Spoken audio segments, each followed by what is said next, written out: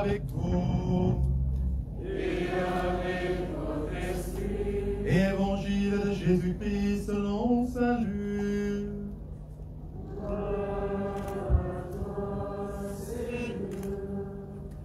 Les publicains et les pécheurs venaient tous à Jésus pour l'écouter. Les pharisiens et les scribes récriminaient contre lui. Cet homme fait bon accueil aux pécheurs et mange avec eux. Alors Jésus leur dit cette parabole. Un homme avait 2 fils. Le plus jeune dit à son père, « Père, donne-moi la part d'héritage qui me revient. » Et le père fit le partage de ses biens.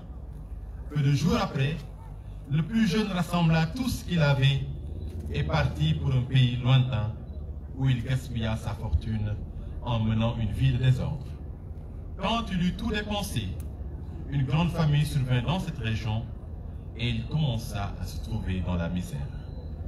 Il alla s'embaucher chez un homme du pays qui l'envoya dans ses champs garder les porcs. Il aurait bien voulu se remplir de ventre avec ce que mangeaient les porcs, mais personne ne lui en donnait. Alors il réfléchit. Tant d'ouvriers chez mon père ont du pain en abondance, et moi, ici, je meurs de faim. Je vais retourner chez mon père et je lui dirai, « Père, j'ai péché contre le ciel et contre toi. Je ne mérite plus d'être appelé ton fils.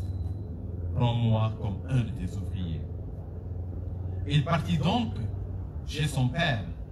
Comme il était encore loin, son père l'aperçut et fut saisi de pitié. Il courut se jeter à son cou et le couvrit de baisers.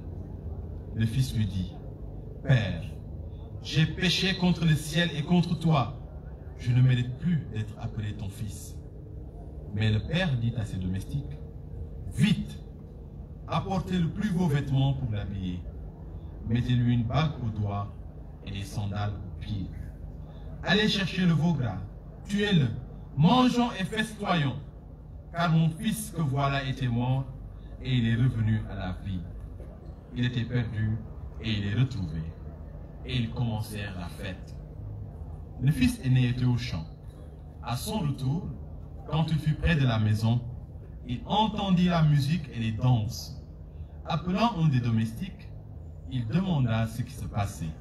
Celui-ci répondit, « C'est ton frère qui est de retour, et ton père a tué le veau gras parce qu'il a vu revenir son fils en bonne santé. » Alors le fils aîné se mit en colère et il refusait d'entrer. Son père qui était sorti le suppliait, mais il répliqua, « Il y a tant d'années que je suis à ton service, sans avoir jamais désobéi à tes ordres, et jamais tu ne m'as donné un chevreau pour festoyer avec mes amis. Mais quand ton fils que voilà est arrivé, après avoir dépensé ton bien avec des filles, tu as fait tuer pour lui le veau gras. » Le père répondit, « Toi, mon enfant, tu es toujours avec moi, et tout ce qui est à moi est à toi. » Il fallait bien festoyer et se réjouir, car ton frère que voilà était mort, et il est revenu à la vie. Il était perdu, et il est retrouvé. Cette parole, c'est le message de la foi que nous proclamons.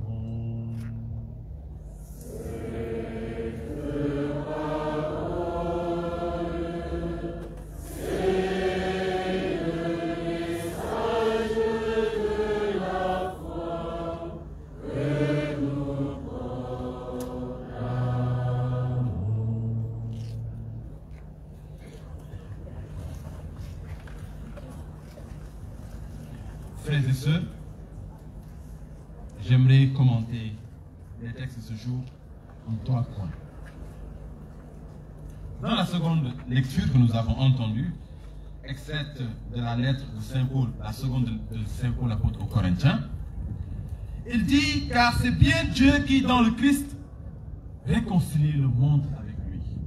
Alors, nous allons retenir cela comme première parole. Vous savez, souvent, merci, souvent on entend parler de 1 Timothée chapitre 2 verset 5, qui dit quoi? Je vais sortir la parole. 1 Timothée chapitre 2 verset 5. Car il y a un seul Dieu et un seul médiateur entre Dieu et les hommes, Jésus-Christ.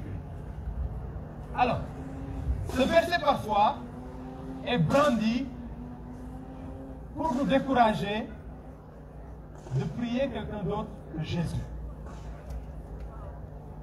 Mais aujourd'hui, il est important, avant d'entrer dans la compréhension de la réconciliation dont nous parlent les lectures, de découvrir en fait ce dont l'apôtre veut vraiment parler quand il désigne le Christ comme médiateur entre Dieu et les hommes. Il le précise ici. Il dit, car en Jésus-Christ, merci, car en Jésus-Christ, c'est le Père lui-même qui s'est réconcilié avec les hommes. Vous savez le terme qui a été utilisé en grec et qui a été traduit dans ce verset de 1 Timothée chapitre 2 verset 5 par médiateur, c'est Messites. Et le terme Messites ne signifie pas intercesseur, mais signifie d'abord réconciliateur. Alors, Jésus-Christ est celui qui est venu réconcilier Dieu avec l'humanité en sa chair crucifiée. Parce que Christ en lui-même est un pont. Christ en lui-même est un lien. Parce qu'il est de nature divine et de nature humaine. Ainsi, il peut lier à la nature humaine et ainsi élever la nature humaine à la divinité. Son ministère est ainsi un ministère de réconciliation. Et c'est ce que l'apôtre Paul nous rappelle aujourd'hui. Christ n'est pas médiateur parce qu'il se met à genoux et qu'il prie pour nous. D'ailleurs, il nous dit en Jean 16, 26, en ce jour-là, je ne vous dis pas que je prierai pour vous, mais c'est vous-même qui prierez en mon nom. Alors, il ne s'agit pas là d'un problème d'intercession, non. Mais il s'agit d'une question de réconciliation. La réconciliation dont le monde avait besoin nous est parvenue par Jésus-Christ. Alors ça, c'est un préalable qu'il est important à comprendre. C'est la première chose. Maintenant, nous entrons dans la réconciliation que nous avons obtenue par Jésus. Mais nous, chrétiens, nous avons plusieurs manières de concevoir cette réconciliation, surtout dans la façon de le recevoir. Chez beaucoup de catholiques, la confession comme sacrement ne se présente pas encore comme une nécessité. Je vous disais tout à l'heure, attention aux sources vers lesquelles nous nous dirigeons. Beaucoup de catholiques vous diront, en fait, je n'ai pas besoin d'aller chez un prêtre pour me faire pardonner. Vrai ou faux? Ça se dit. Et de plus en plus de gens le vivent. Mais est-ce que c'est cela que les Écritures veulent nous enseigner? Si vous lisez le livre des Proverbes, chapitre 28, le verset 13, la parole dit, celui qui masque ses fautes et ne les avoue pas, point ne réussira. Je vous pose une question. Est-il possible de cacher ses fautes à Dieu? Alors, quand Dieu dit celui qui cache ses fautes et refuse de les avouer ne réussira point, alors est-ce qu'il parle de lui-même ou bien il parle d'une personne à qui il serait bien possible de cacher ses fautes? Dieu parle-t-il de lui ou parle-t-il d'une personne? Je vous pose la question. Dieu ne parle pas de lui-même. Parce qu'on dit que Dieu est capable de voir dans la nuit noire la fourmi noire assise sur la pierre noire. Et la parole dit, lui qui a créé l'oreille, il n'est pas possible qu'il n'entende pas. Le psalmiste dit, Seigneur, tu sondes mon cœur et mes reins. C'est-à-dire, même avant que je ne commence à penser à une chose, toi déjà, tu le sais. Alors la question ne se trouve plus entre Dieu et nous. Car aujourd'hui, si je commets une faute, je suis conscient que au même moment où je vois que c'est un péché, et même avant cela, Dieu lui-même constate que c'est un péché. Mais sa miséricorde fait qu'il m'attend, qu'il attend ma conversion. Alors, si Dieu parle de cacher ses fautes, c'est qu'il y a une personne à qui on devrait pouvoir recourir, une personne à qui on ne devrait pas cacher ses fautes, afin de ne pas être voué à ne pas réussir. Et Jésus va éclairer les choses, déjà à partir de Matthieu 16, 18, en disant à Pierre, tu es bien sur cette pierre, je bâtirai mon église. Tout ce que tu délieras sur la terre sera délié dans le ciel. Et tout ce que tu vas lier sur la terre sera lié dans le ciel. Et en Jean chapitre 20, après la résurrection, Jésus vient expliciter. Il trouve ses apôtres réunis, il s'ouvre sur eux et le dit, recevez le Saint-Esprit. Celui à qui vous pardonnerez ses fautes, elles lui seront pardonnées.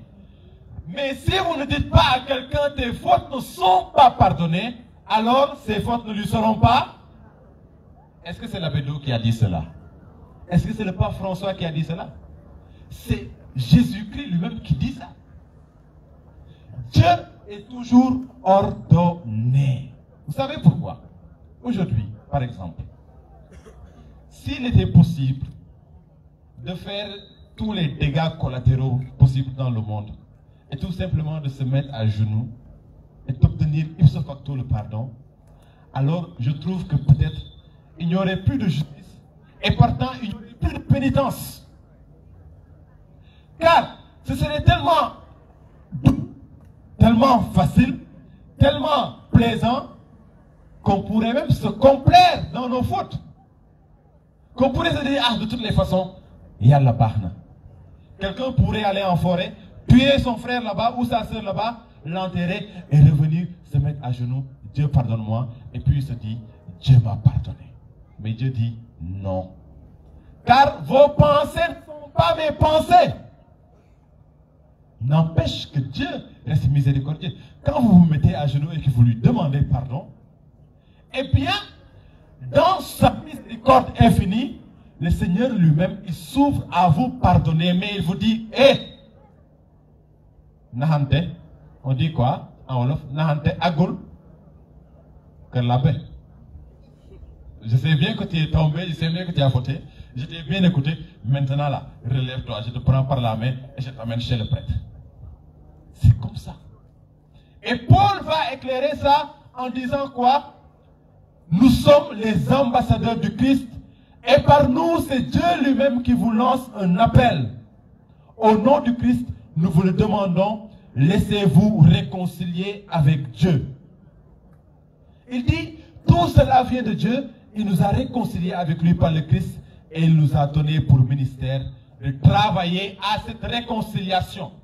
Donc, il y a des gens à qui Dieu a confié le ministère de travailler à la réconciliation entre les hommes et Dieu, c'est-à-dire de poursuivre la mission que Jésus-Christ lui-même a inaugurée. De toutes les façons, l'Église continue la mission de Jésus. De la même manière que Jésus est médiateur, en étant réconciliateur, de la même manière dans l'Église, le prêtre qui est un alter Christus, et comme dira le cardinal Sarah, un ipse Christus, c'est-à-dire le Christ lui-même, alors ce prêtre continue l'œuvre de la rédemption par le ministère de la réconciliation.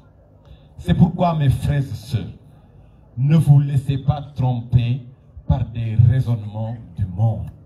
Ce prêtre chez qui vous allez confesser vos péchés, le Seigneur lui permet lui-même de faire l'expérience de la faiblesse humaine afin d'être plus miséricordieux envers vous, afin de ne pas vous juger, parce qu'il est à la fois médecin et juge. Il ne vous juge pas pour vous condamner, mais pour vous montrer la voie véritable, pour vous conseiller, pour vous recadrer, pour vous rediriger. Chose que vous n'aurez pas si vous êtes au pied de votre lit à genoux et que vous dites directement à Dieu, pardonne-moi. Car vous savez, quand vous allez vous confesser chez le prêtre, eh bien le Saint-Esprit lui donne en ce moment un message concret à vous adresser par rapport à votre confession concrète. Mon père, j'ai fait ceci. Vous pouvez me le surprendre. Vous pouvez vous dire, mais le prêtre là, je ne vais jamais me confesser chez lui. Et par le coup des par la force des choses, vous allez vous confesser chez lui et vous êtes étonné de la profondeur qui ressort de ces paroles. Je ne sais pas si vous avez déjà vécu ça. Peut-être que vous l'avez déjà vécu. En tout cas, moi, ça m'est une fois arrivé. J'avais une fois dit, non, tel, on est trop familier, je ne vais jamais me confesser chez lui. Parce qu'entre prêtres, on se confesse. Hein? Vous pensez que les prêtres ne se confessent pas? Les prêtres se confessent. Même les évêques se confessent. Le pape Jean-Paul II, dit-on, se confessait toutes les semaines. Alors je me disais, non, celui-là, je ne vais pas me confesser parce qu'on est trop familier. Mais je ne sais pas comment, je suis allé me confesser chez lui. Et son exhortation était d'une profondeur. Mais je ne vous dis pas. C'est que c'est le Saint-Esprit, en fait, qui m'attendait chez ce prêtre. S'il vous plaît, ne privez pas Dieu de vous parler à travers un prêtre à cause de raisonnements humains. Je ne vais pas me confesser parce que c'est un pécheur comme moi ou parce que je peux directement. Si Dieu voulait que ce soit directement, il l'aurait dit. Mais Jésus a établi un chemin. Alors suivons ce chemin. C'est aussi le chemin de l'humilité. Car sans humilité, on ne peut pas accepter de confesser ses péchés devant quelqu'un. Sans humilité, on ne peut pas accepter de dévoiler sa vie à quelqu'un.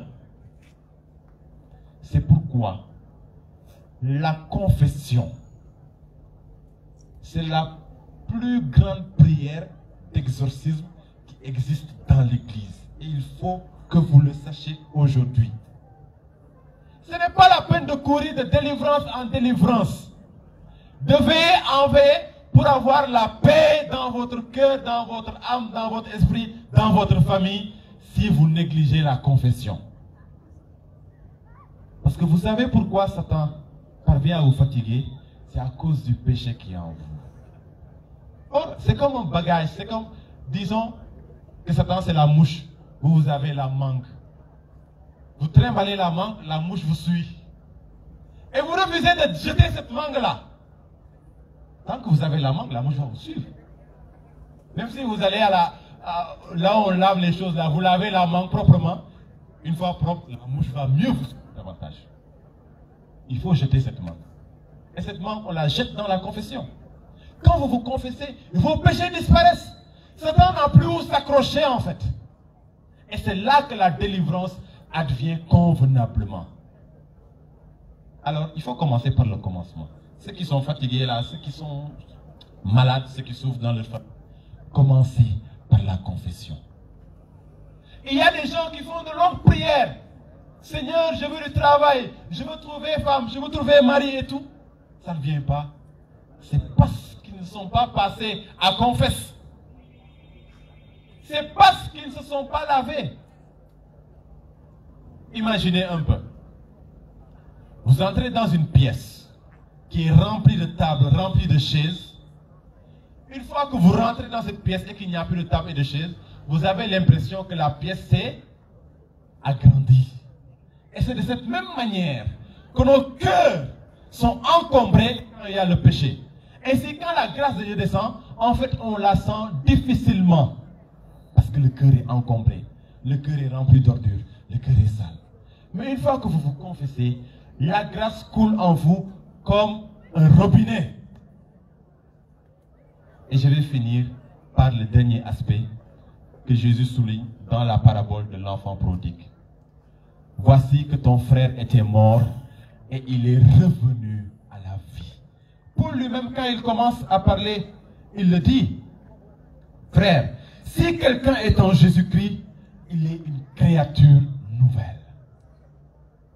La confession vous donne une nouvelle naissance. Le péché vous avait tué. Le péché vous avait mis à 4 appuis ou bien à 10 appuis. La confession vient vous relever, vous restaurer, vous renouveler. Faire de vous encore des amis de Dieu. Parce que c'est le péché qui nous sépare de Dieu. Dieu sait bien que nous sommes faibles. Il sait bien que malgré nos plus fortes résolutions, nous ne pouvons pas nous empêcher de pécher. Mais comme disait le saint curé d'Ars, l'activité favorite de Dieu, c'est de pardonner. Comme toi, ton activité favorite, c'est de jouer au foot. L'autre, son activité favorite, c'est peut-être de suivre les telenovelas. L'activité favorite de Dieu, c'est de pardonner. Je peux même dire, et j'ose dire, que quand Dieu voit une personne pécher, il se réjouit d'avance du pardon qu'il va accorder à cette personne, plus qu'il ne s'attriste du péché que cette personne est en train de commettre. Et quand est-ce que maintenant Dieu va véritablement s'attrister? C'est quand cette personne va se fermer à son pardon pour rester dans son péché. Alors mes frères et sœurs, donnons à Dieu cette joie-là, cette joie de nous pardonner. Rendons Dieu joyeux de nous pardonner. C'est ainsi, je finis par là, que tout ce que nous demanderons dans l'Église, nous pourrons le recevoir de manière profonde et totale. Car il y a ce qu'on appelle la réception fructueuse des sacrements. Aujourd'hui, il y a une différence entre la personne qui se confesse et qui communie et la personne qui communie sans se confesser. Toutes les deux personnes ont reçu Jésus-Christ. Mais l'une, on parle de personne, l'une a reçu Jésus-Christ dans un hôtel à 4 étoiles ou à 5 étoiles, bien propre, bien orné et tout. Et l'autre a reçu Jésus-Christ dans des toilettes. Alors, j'espère que chacun de nous fera l'effort de ne plus recevoir Jésus dans les toilettes, mais de le recevoir dans une chambre bien parfumée, bien nettoyée. Si Jésus vient, comme il le dit, il viendra avec son Père, ils demeureront en toi, ils souperont avec toi et toi avec eux. Et ainsi, tu pourras te rendre compte de combien est grande la joie d'être enfant de Dieu. Alors que le Seigneur vous accorde cette grâce, la grâce de fréquenter, de côtoyer plus profondément ce sacrement de la réconciliation, ce sacrement qui fait de nous des êtres nouveaux, ce sacrement qui nous donne la victoire sur le mal, ce sacrement qui nous délivre, qui nous libère, ce sacrement qui nous donne la paix et qui restaure notre relation avec Dieu. Le Seigneur soit avec vous.